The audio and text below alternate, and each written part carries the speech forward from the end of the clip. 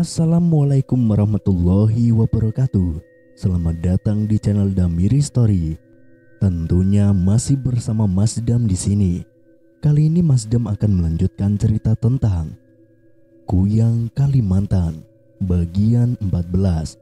Cerita ini ditulis oleh Rizka AS. Dan gak usah berlama-lama lagi, langsung saja kita masuk ke dalam ceritanya. Mingkar mingkurengang kala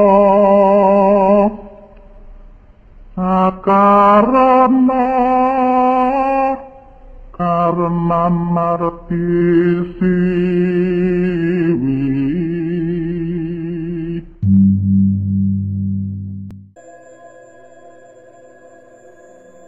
Cerita dari sudut pandang Melati. Aku mencium darah segar yang berasal dari Riana, tapi aku harus bisa menahannya sekuat mungkin. Aku tidak boleh kembali menyakiti orang lain, tapi darah itu begitu menarik perhatianku.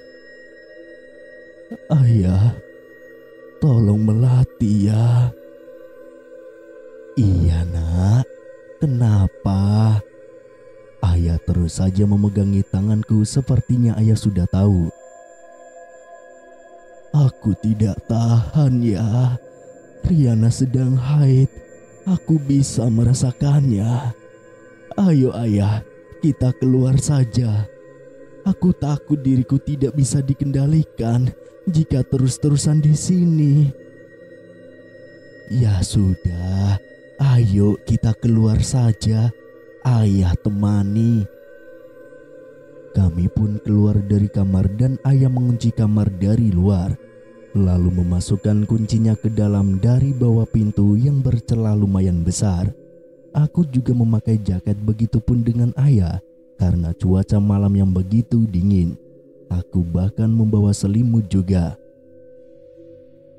Ayah, Melati ngantuk ya. Ya sudah, sini tidur sama ayah. Akhirnya aku tertidur di pangkuan ayah, sedangkan ayah terus mengelus-ngelus rambutku. Sungguh kehangatan yang aku rindukan belakangan ini. Akhirnya aku dan ayah pun tertidur bersama, dengan posisi ayah terduduk dan aku tertidur di paha ayah. Aku senang karena bisa menahan hawa nafsu setanku. Cerita kembali dari sudut pandang Laras. Azan subuh berkumandang, aku terbangun namun tidak menemukan keberadaan Pak Asep dan Kak Melati. Aku beranjak ke pintu, rupanya kunci berada di bawah, pasti mereka keluar. Lalu aku membuka kunci dan melihat keluar. Ya Allah, penampakan yang aku lihat begitu menyentuh dan sangat memilukan. Pasti Kak Melati terpaksa tidur di luar karena ingin menahan nafsunya sebab Kak Riana sedang haid. Kak Melati benar-benar menahannya. Semoga saja dia benar-benar bisa kembali menjadi manusia seutuhnya lagi. Aku sangat kasihan melihatnya. Dan ayahnya juga dengan setia terus menemani Kak Melati. Sungguh aku berkaca-kaca dibuatnya. Aku kembali ke kamar, tidak ingin mengganggu kebersamaan mereka. Walau keadaannya memprihatinkan, tapi ada hikmah di balik itu. Mereka bisa dekat kembali, semoga dengan ikatan ayah dan anak, Kak Melati bisa lebih cepat disembuhkan. Aku mengambil wudhu, lalu membangunkan Asti untuk mengajaknya sholat. Dan aku membiarkan Kak Riana tertidur karena dia sedang haid. Aku juga menceritakan soal barusan ke Asti, dia juga tersentuh. Selanjutnya aku dan Asti melaksanakan sholat berjamaah. Selesai sholat kami sedikit mengaji. Takut sih Kak Melati mengganggu dan ngamuk. Tapi kata Pak Kiai, kita harus membiasakan itu di dekat Kak Melati. Namun ternyata setelah kami mengaji tidak ada respon apapun dari luar. Artinya Kak Melati masih tertidur. Aku dan Asti kemudian memainkan HP sambil menunggu langit agak cerah sedikit. Niatnya kami akan mencari sarapan. 10 menit berselang, cahaya sudah mulai menerobos masuk ke dalam kamar. Kak Riana pun terbangun. Dia lekas mandi karena ingin ikut mencari sarapan. Jam masih menunjukkan pukul 5:55, masih sangat pagi. Jam 6 lebih kami mulai keluar untuk mencari sarapan. Kami lihat Kak Melati dan Pak Asep masih tertidur pulas. Biarkanlah, jangan diganggu. Kami melangkah pergi dari pekarangan villa bertiga karena para lelaki belum bangun.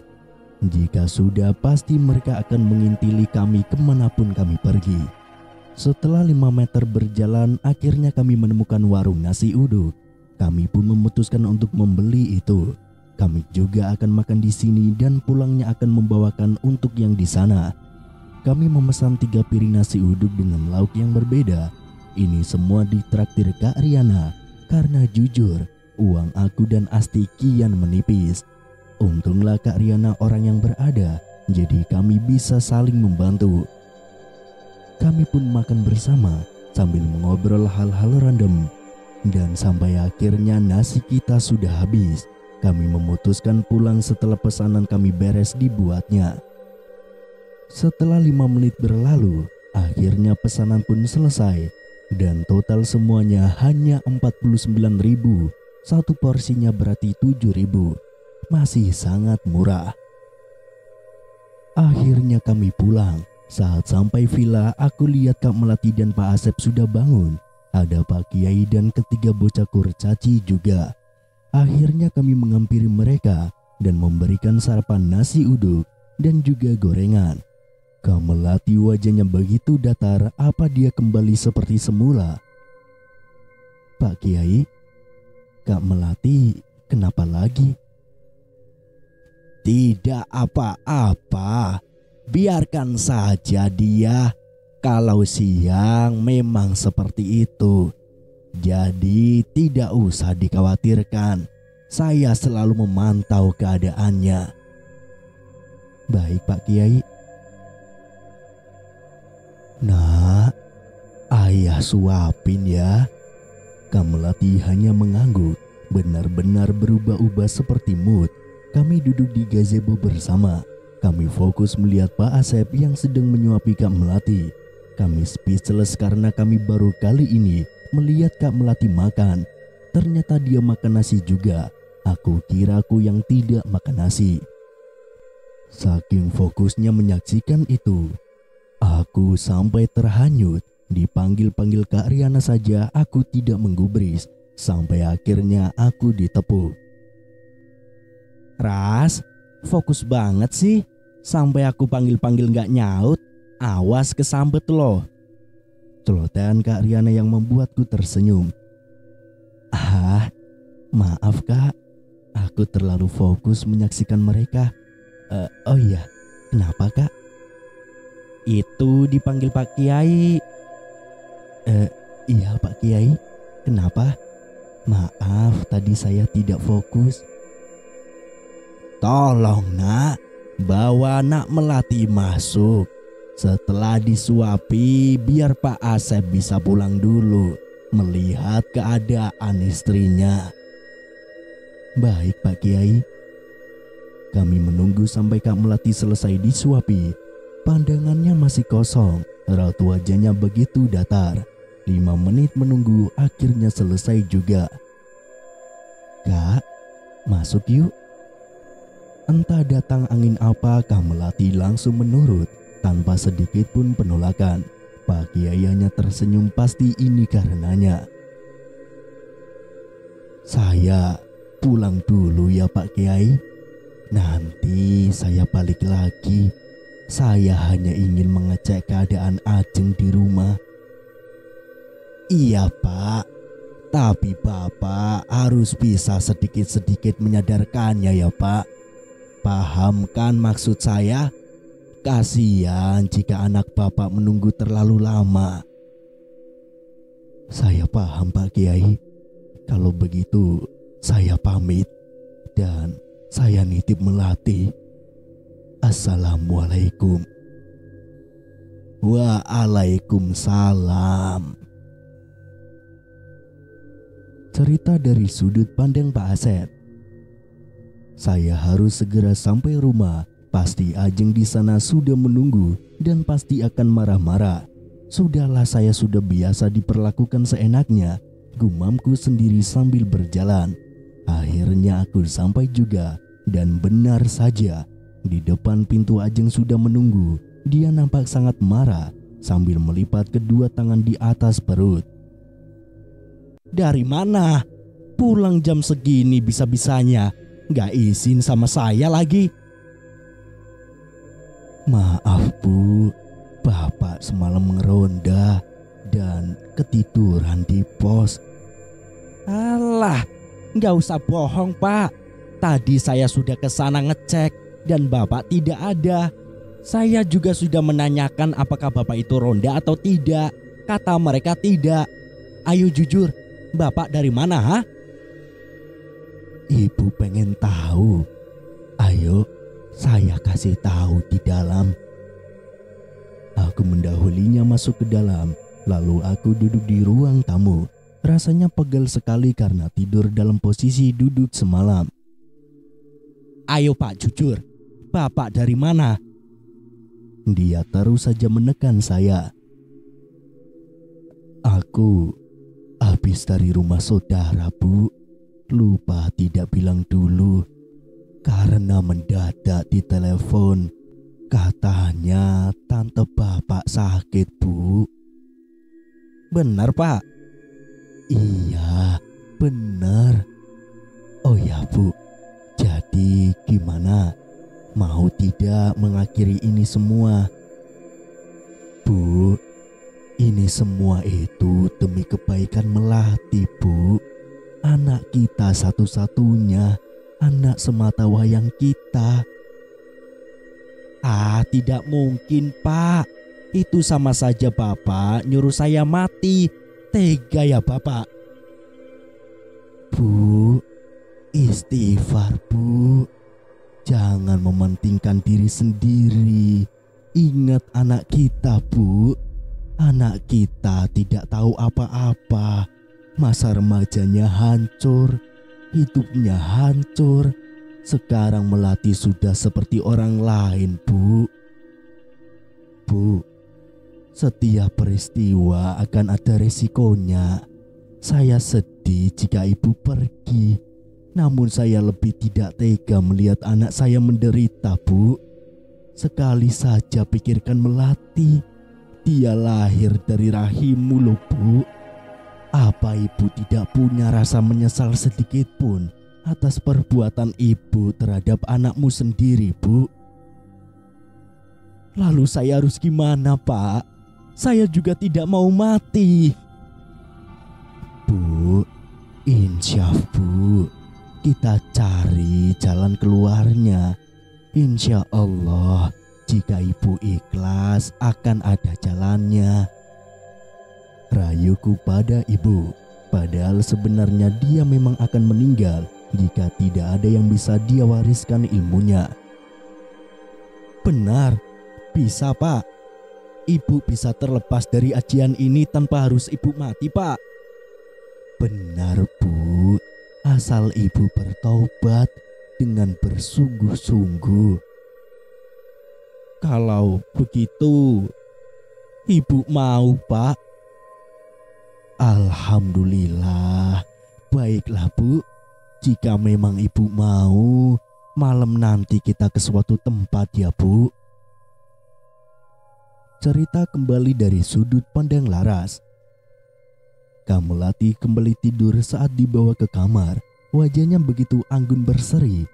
Pasti sebelumnya dia memang wanita cantik dan baik hati. "Kak, kasihan ya Kak Melati. Dia pasti sangat terluka atas masalah ini. Ibunya benar-benar tega ya." "Iya Dek, tapi namanya ilmu pasti harus diwariskan. Kalau tidak, dia akan meninggal." "Lebih baik dia meninggal ya Kak, daripada harus diwariskan dan memakan korban lebih banyak lagi." "Iya Dek, ya cuma orang seperti itu mana mau Dek mengalah demi anaknya sendiri. Mereka sudah disilaukan oleh kecantikan dan juga duniawi." "Iya Kak, benar juga. Aku kembali merenung memikirkan bagaimana jika ibu Kak Melati tidak mau mengalah. Bagaimana jika dia masih kukuh tidak mau mengambil lagi ajianku yang itu. Bagaimana dengan nasib Kak Melati? Sungguh sangat miris. Azan zuhur pun telah berkumandang. Aku langsung mengambil wudhu dan sholat. Sekarang sholatnya gantian sama Asti. Aku ragu menjalani sholat karena ada Kak Melati. Tapi aku harus yakin bahwa Kak Melati sudah membaik. Dia tidak akan berubah sekarang. Aku mulai sholatku. Dan sampai beres semuanya aman, Kak Melati masih tertidur pulas membelakangi kami. Begitupun saat Asti yang sholat, semuanya aman terkendali. Kami hanya ditugaskan menjaga Kak Melati supaya tidak kabur. Takutnya setan di badan Kak Melati membawanya pergi. Pintu kamar sengaja aku buka supaya ada hawa masuk. Pak Kiai ada di kamarnya sedangkan Pak Agus sedang nongkrong di gazebo bersama dengan 3 lelaki yang kami bawa dari kota. Kami nyemil bersama sambil menunggu Kak Melati bangun. Singkat cerita, waktu sudah menunjukkan pukul 7 malam. Kak Melati sudah kami kasih makan. Keadaannya sekarang mulai membaik. Dia sudah mau ngomong walau sedikit-sedikit. Ternyata benar kata Pak Kiai, kalau malam Kak Melati seperti orang biasa. Tiba-tiba aku mendapatkan pesan dari Pak Asep. "Neng, Bapak sama Bu Ajeng akan ke sana. Tolong kalian tetap di kamar. Kunci pintunya. Jangan biarkan Melati bertemu dengan ibunya." Itulah isi pesan dari Pak Asep. Apa rencana Pak Kiai sudah berjalan? Aku juga memberitahu Asti dan Kak Riana, sedangkan Kak Melati sedang memainkan HP-nya. Tenang rasanya jika Kak Melati dalam mode waras. Tidak lama terdengar seseorang berjalan dari luar. Sepertinya itu Pak Asep dan Bu Ajeng. Aku pun keluar niat akan menguping, sedangkan Kak Riana dan Asti tetap di kamar menjaga Kak Melati. Setelah Pak Asep dan Bu Ajeng masuk ke kamar Pak Kiai, aku duduk di dekat pintu. Omongan dari dalam cukup terdengar jelas keluar. Jadi aku bisa menguping dengan leluasa dari sini. "Ini Pak Kiai, istri saya. Namanya Ajeng." "Baik Pak. Jadi bagaimana Bu? Sudah siap?" "Siap." "Bismillah ya Bu." Aku membuka sedikit pintu agar bisa melihat apa yang sedang terjadi di dalam. Beruntung pintu sebelumnya tidak tertutup rapat, jadi tidak berisik saat aku lebarkan. Aku lihat Bu Ajeng duduk di tengah-tengah, lalu Pak Kiai akan bersiap untuk beraksi. "Tahan ya Bu, ini akan sedikit menyakitkan." Lalu Pak Kiai memegang kepala Bu Ajeng dengan posisi Pak Kiai setengah berjongkok. Pak Kiai komat kamit sambil matanya tertutup. Kulihat belum ada reaksi apapun dari Bu Ajeng. 5 menit berselang, Bu Ajeng mulai merasakan kesakitan. Dia mulai menjerit-jerit meraung dan bergerak-gerak seperti cacing. Sakit. Ini sakit. Sudah Pak. Sedikit lagi Bu. Tolong ditahan. Pak Asep dengan sigap memegangi kedua tangan Bu Ajeng yang terus memberontak. Namun tiba-tiba ada tangan yang memegang bahuku. Hampir saja aku berteriak karena kaget. Rupanya kamu, Fat. Shh, jangan berisik. Fadlan pun ikut menguping bersamaku, tapi bukannya fokus menguping. Fadlan malah terus memperhatikanku, sehingga membuatku tidak fokus. Aku mencubit tangannya untuk berhenti menatapku. Akhirnya sudah selesai, Bu Ajeng tiba-tiba pingsan. Kenapa dengan istri saya, Pak Kiai? Tidak apa-apa, Pak. Beliau hanya tidak sadarkan diri.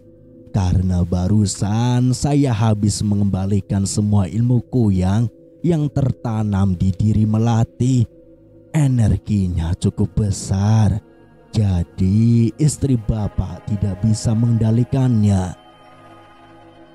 Oh, jadi sekarang ilmuku yang itu sudah 100% balik lagi ke istri saya ya Pak? Betul Pak. Apa anak saya sudah kembali normal Pak Kiai? Ajiannya sudah hilang dari tubuh anak Bapak, namun tetap setan-setan yang sudah bersemayam di diri Melati masih ada. Nanti saya akan meruqyahnya. Tiba-tiba Bu Ajeng terbangun, syukurlah dia masih hidup. Dia terbangun dengan memegangi kepalanya.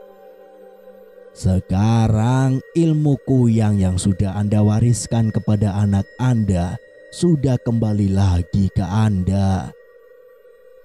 Hah? Kembali lagi? Bagaimana bisa kalian telah menipuku begitu? Menipu bagaimana, Bu? Kami hanya menyelamatkan anak Ibu. Menyelamatkan anak saya, tapi saya yang akan mati. Licik sekali Anda. Astagfirullah, Bu. Setiap hal yang kita ambil akan ada resikonya. Dan jika itu adalah perbuatan Ibu, maka pertanggungjawabkanlah. Jangan malah diberikan kepada orang lain, apalagi itu anak Ibu sendiri. Ah, diam kalian semua. Ayo, tarik ajian ini dari tubuhku. Ayo. Sabar, Bu. Saya akan mencobanya. Ibu diam dulu, jangan mengamuk. Nanti semuanya gagal. Akhirnya Bu Ajeng diam. Pak Kiai mencoba mengangkat ajian itu dari tubuh Bu Ajeng. Namun sulit sepertinya. Ajian itu sudah mendarah daging di tubuh Bu Ajeng. Tidak bisa sekarang ternyata. Kembalilah malam Selasa nanti. Itu pas bulan purnama dan semua akan terungkap di sana.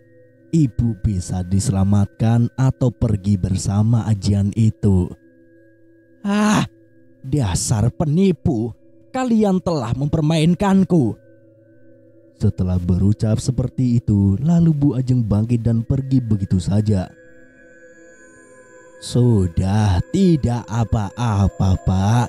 Doakan saja yang terbaik untuknya. Setan-setan itu sudah mendarah daging di tubuh istri Bapak, jadi akan sedikit susah menyadarkannya. Namun begitu, Bapak tidak boleh menyerah. Saya harus apa, Pak Kiai? Pulanglah dan laksanakanlah sholat juga mengaji di rumah. Walau dia marah, tetap lanjutkan.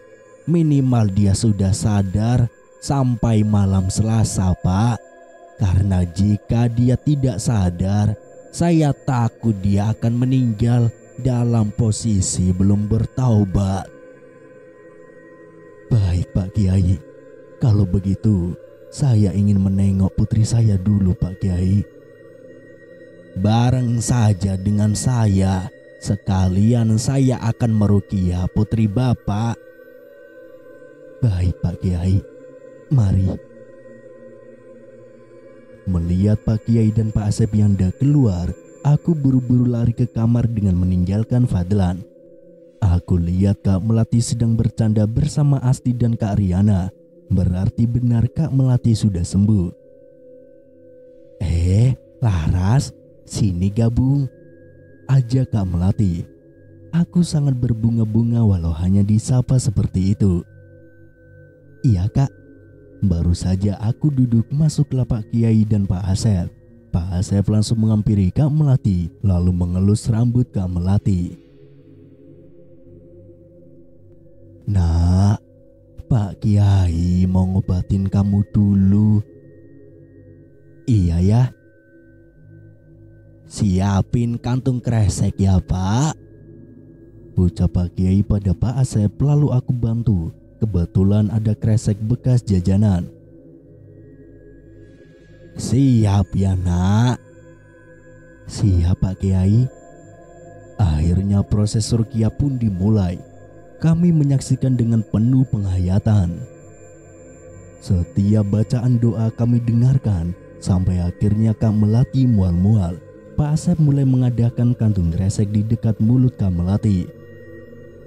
Muntahkan nak, jangan ditahan-tahan. Tidak lama akhirnya Kak Melati muntah-muntah cukup banyak. Namun setelah itu Kak Melati tidak sadarkan diri. Kenapa dengan anak saya Pak Kiai? Tenang Pak, anak Bapak tidak apa-apa. Itu hanya efek dari ruqyah barusan. Oh, baik Pak Kiai. Saya sudah panik saja. Tidak apa-apa Pak. Namanya juga ke anak sendiri. Tapi ini ruqyah harus dilakukan paling sedikit 3 kali. Karena makhluk-makhluk itu masih akan kembali.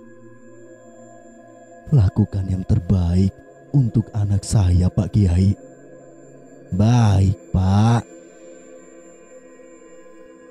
Tidak lama Kak Melati bangun. Di sini Pak Kiai dan Pak Asep menjelaskan segalanya pada Kak Melati, termasuk masalah ibunya yang akan meninggal karena ajiannya yang sudah dikembalikan kepada ibunya. Semuanya di tangan Allah, namun kami hanya mempersiapkan diri untuk hal terburuk sekalipun. Jadi Pak Asep dan Pak Kiai minta agar Melati bisa kuat menghadapi hal itu. Jika sampai memang itu terjadi, kita pasrahkan semuanya kepada Allah.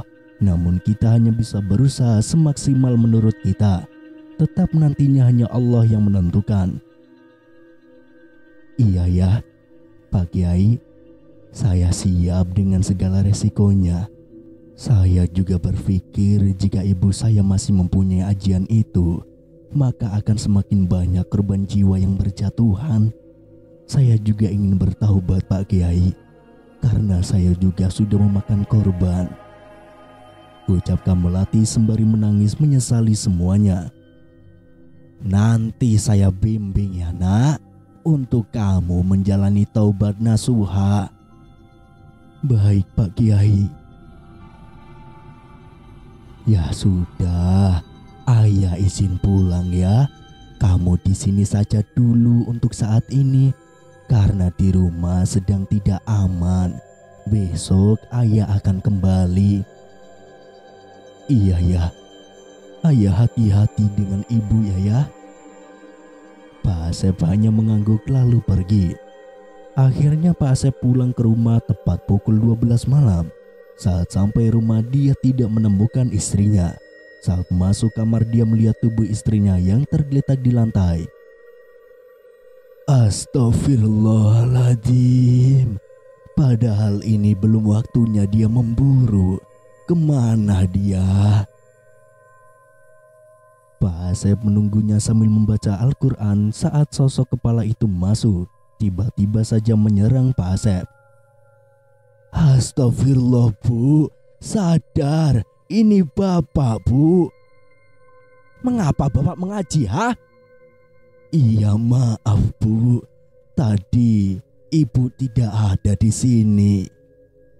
Asal Bapak tahu, gara-gara Bapak mengaji, saya susah masuk ke rumah itu Pak. Iya Bu, maafkan Bapak. Akhirnya kepala dan badan Bu Ajeng sudah menyatu kembali, dan dia langsung meninggalkan Pak Asep lalu tidur begitu saja. Mungkin dia takut jika harus ditanya-tanya lagi soal tadi. Pak Asep pun ikut merebahkan badan lalu tertidur. Subuh menyapa Pak Asep bangun lebih dulu, lalu dia mengambil wudhu dan sholat di samping ranjang. Masih dalam kondisi sholat, Bu Ajeng sudah terbangun dan beraung-raung kepanasan. Dia juga terus-terusan mengumpat. Sampai di akhir sholat Bu Ajeng masih kepanasan. Bapak, kenapa Bapak sholat di sini? Maaf Bu, tapi Ibu harus mulai terbiasa dengan ini. Apa maksud Bapak? Bagaimanapun caranya saya tidak akan mau bertobat Pak. Istighfar, Bu. Jika ibu tidak bertaubat, ibu akan meninggal dengan keadaan penuh dosa. Apa ibu tidak takut? Astagfirullah, Bu. Buka mata hati ibu. Berpikir secara jernih. Sadari bahwa yang ibu lakukan ini adalah dosa besar, Bu. Lebih baik ibu meninggal tapi ibu sudah dalam keadaan bertaubat daripada ibu meninggal dalam keadaan seperti ini. Lebih baik saya mati menjadi kuyang, Pak, daripada saya harus bertaubat. Astagfirullah, Bu. Ingat anak kita, Bu. Melati, anak sematang wayang kita. Apa ibu tidak kasihan padanya? Dia sangat menyayangi kita, Bu. Untuk apa saya mengingatnya, Pak? Saya saja sebentar lagi akan mati. Ayo, Bu, bertobatlah sebelum terlambat. Bu Ajeng tidak mengubris dia kembali tertidur. Astagfirullah, saya harus apa ya Allah? Susah sekali untuk memberitahu istriku ini. Batin Pak Asep berkecamuk.